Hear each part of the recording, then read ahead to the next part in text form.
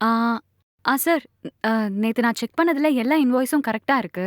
But ஆனா November மந்த்ல ஒரு 2 லாக்ஸ் பேமெண்ட் ம், ம். அண்ட் டிசம்பர் மந்த்ல ஒரு 1.5 லாக்ஸ் பேமெண்ட் பண்ணியிருந்தீங்க.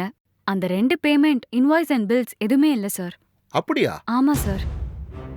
இல்லையே, அந்த மாதிரி எதுவும் நடந்திருக்காதே. எந்த பேமெண்ட் போட்டாலும் இன்வாய்ஸ் பண்ணிடுவாங்களே. ஒரு நிமிஷம் இருங்க, நான் என் மேனேஜர்கிட்ட பேசுறேன். ம்.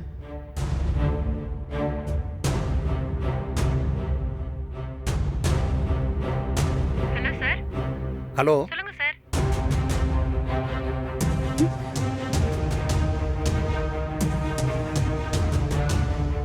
சீக்கிரம் வா. இன்னும் 10 நிமிஷத்துல நீங்க வர்ற.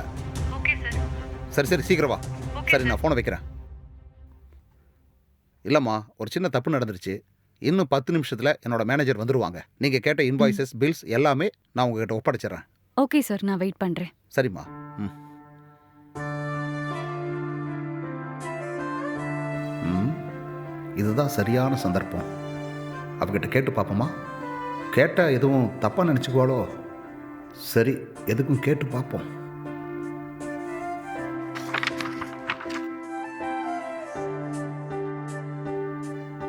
ஆ, பவானி, சார். உங்ககிட்ட ஒரு விஷயம் சொல்லணும். ஆனால் சொல்கிறது கொஞ்சம் தயக்கமாக இருக்குது. அப்படியா சார்? என்ன சார் விஷயம்? சொல்லுங்க சார். அது ஒன்றும் இல்லைம்மா. அதை எப்படி சொல்கிறது?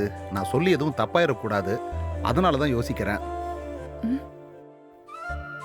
சார், நீங்க சொன்னாதானே சார் சரியா தப்பான்னு தெரியும். எதுவா இருந்தாலும் சொல்லுங்க சார், நான் தப்பா எடுத்துக்க மாட்டேன். அது ஒன்றும் இல்லைம்மா. நம்ம 2 பேரும் பிரியா தான் வந்திருப்பாங்கன்னு நினைக்கிறேன். ம். நான் போய் பார்த்துட்டு வரேன்.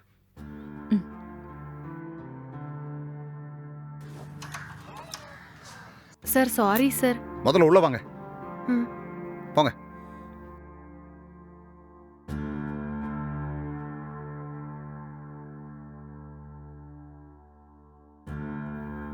பிரியா, இன்வாய்ஸ் எல்லாம் ரெடியா?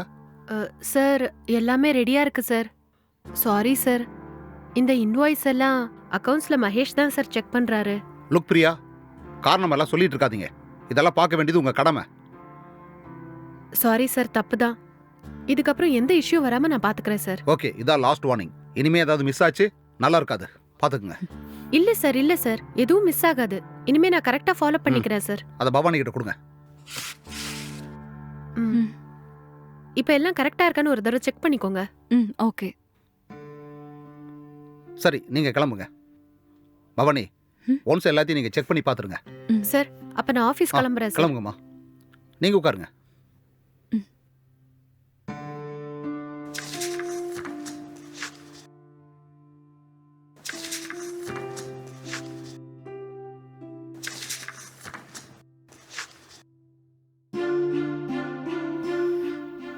பவானி, எல்லாம் செக் பண்ணிட்டீங்களா? எல்லாம் சரியா இருக்கா? எல்லாமே சரியா இருக்கு சார். ம்.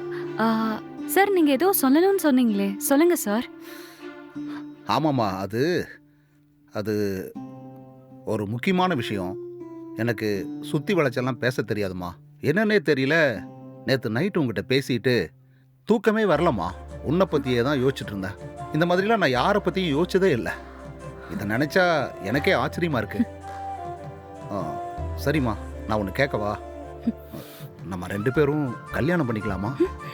சார், என்ன சார் சொல்றீங்க? என்னடா இப்படி கேட்குறேன்னு நினைக்காத. மனசுக்குள்ள ஒன்றை வச்சுட்டு என்னால் அமைதியாக இருக்க முடியாது. அதனால தான் உங்ககிட்ட எப்படியாவது சொல்லணும்னு சொல்லிட்டேன். சார், இதெல்லாம் சரிப்பட்டு வராது சார். நான் முதல்ல யோசிக்கிற இடத்துலயும் நான் இல்ல சார். இருந்தாலும்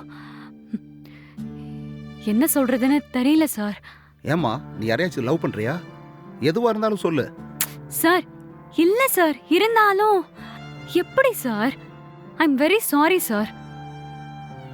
இங்க பாரு பவானி, என் பொண்டாட்டி செத்து இவ்வளோ வருஷம் ஆயிடுச்சு. எனக்கு யார் மேலேயும் ஆசை வந்ததே கிடையாது. ஆனால் உன் மேலே ஆசை வந்துருச்சு. இவ்வளோ பெரிய பிஸ்னஸ், வருஷம் 20 crores டேர்ன் ஓவர். அப்புறம் இந்த வீடு, பங்களா எல்லாம் இருந்தும் என் வாழ்க்கையில் நிம்மதியே இல்லைம்மா. ஆனால் உன்னை பார்க்கும்போது மட்டும் எனக்குள்ள அவ்வளவு சந்தோஷமா இருக்கு. உனக்கு ஞாபகம் இருக்கா? அன்னைக்கு ஒரு நாள் நான் உடம்பு சரியில்லாமல் படுத்துட்டு இருந்தேன். நான் ஒரு ஃபோன் பண்ணா அத்தனை டாக்டர்ஸ், அத்தனை நர்ஸ், ஏன் ஒரு ஹாஸ்பிட்டலையே என்னால் கொண்டு வந்திருக்க முடியும். ஆனா நீ என்னை பாசமா பார்த்துக்கிட்டு எனக்கு மருந்து கொடுத்து சாப்பாடு ஊட்டி விட்டு அவ்வளோ பத்திரமா என்னை நீ பார்த்துக்கிட்ட. இதெல்லாம் வச்சுதான் உன்னை எனக்கு அவ்வளோ பிடிச்சதுமா. சார் அதெல்லாம் நான் ஒரு இறக்கத்துல பண்ணது சார். இப்படி தப்பா புரிஞ்சிருப்பீங்கன்னு எனக்கு தெரியாது சார். இந்த பாரு பவானி, நான் உன்னை ஃபோர்ஸ் எல்லாம் பண்ணல. நீ நல்லா யோசிச்சு பாரு. எவ்வளோ நாள் வேணாலும் டைம் எடுத்துக்கோ. ஆனா ஒரு நல்ல முடிவா சொல்லு. எனக்கு அது போதும். Sir please. இங்க பாருமா, உனக்கு சம்மதம் அப்படின்னா நீ வாயை திறந்து சொல்லணும்னு கூட அவசியம் கிடையாது.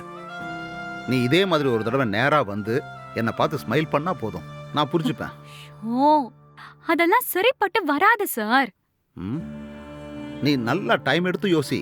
அதுக்கப்புறமும் சரிப்பட்டு வராது, வயசு வித்தியாசம், அது இதுன்னு காரணம் இருந்தா நீ என்கிட்ட ஓப்பனா சொல்லிடு. நீ எப்பவும் போல கம்பெனி இன்வாய்ஸ் பில்ஸ் அதெல்லாம் கிளியர் பண்ணி கொடுத்தா மட்டும் போதும். அப்புறம் நான் உன்னை தொந்தரவு பண்ணவே மாட்டேமா. சரிங்க சார், நான் கிளம்புறேன் சார். நான் உங்களை ஏதாவது கஷ்டப்படுத்திருந்தா என்ன மன்னிச்சிருங்க சார்.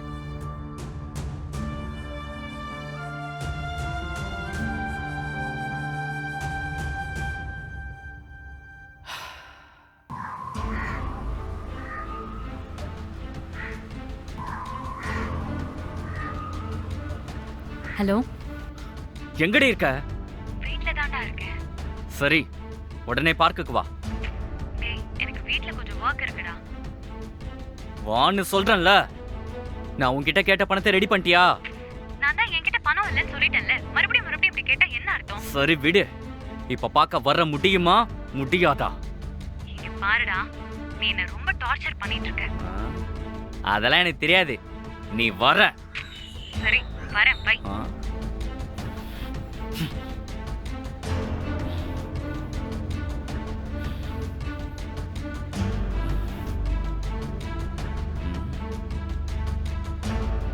டேய் டேய், நீ ஏன்டா அப்படி பண்ணிட்டே இருக்க? உன்கிட்ட சண்டையும் போட்டு பார்த்துட்டேன், பாசமும் அன்பாவும் சொல்லி பார்த்துட்டேன். ஆனா உனக்கு ஏன் புரிய மாட்டேங்குது? என்னடி புரியணும்? நான் தெளிவா தான் இருக்கேன். உன்கிட்ட பணம் கேட்டேன், நீ இல்லன்ட்ட. அதுக்கப்புறம் உன்னை ஃபோர்ஸ் பண்ணனா? இல்லையே. ஷோ,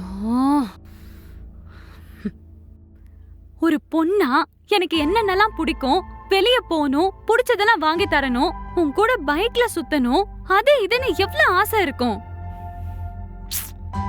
ஆனா எப்ப பார்த்தாலும் பணம் இல்ல, பைக்ல பெட்ரோல் இல்ல, அது இதுன்னு ஏதாவது சொல்லிக்கிட்டே இருக்க. சரி, அத விடு.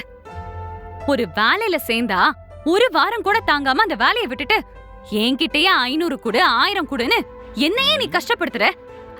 இப்ப நீ என்னதான் பண்ண சொல்ற? ஓ, நான் இப்படிலாம் பண்றேன், இப்படிலாம் இருக்கேன். அதனால உனக்கு என்ன பிடிக்கல. இப்ப என்ன வேணான்னு சொல்றியா? டேய், அப்படி சொல்லலடா. நானு உன்னை பிடிக்கலன்னு நினைச்சிருந்தா எப்போ தூக்கி போட்டிருப்பேன். இங்க பாரு, வேலை பாக்குற கம்பெனில, நான் வெளிய போற இடத்துல, என் சொந்த பந்தத்துல எவ்ளோ இடத்துல எனக்கு ப்ரொபோசல்ஸ் வருது தெரியுமா? ஏன் இப்ப கூட ஒரு வர்க் அசிஸ்ட் பண்ண அவர் எவ்ளோ பெரிய பிசினஸ் மேன் தெரியுமா? அவருக்கு சொத்து பத்து காரு கம்பெனி அவ்ளோ இருக்கு, எக்கச்சக்கமா வச்சிருக்காரு.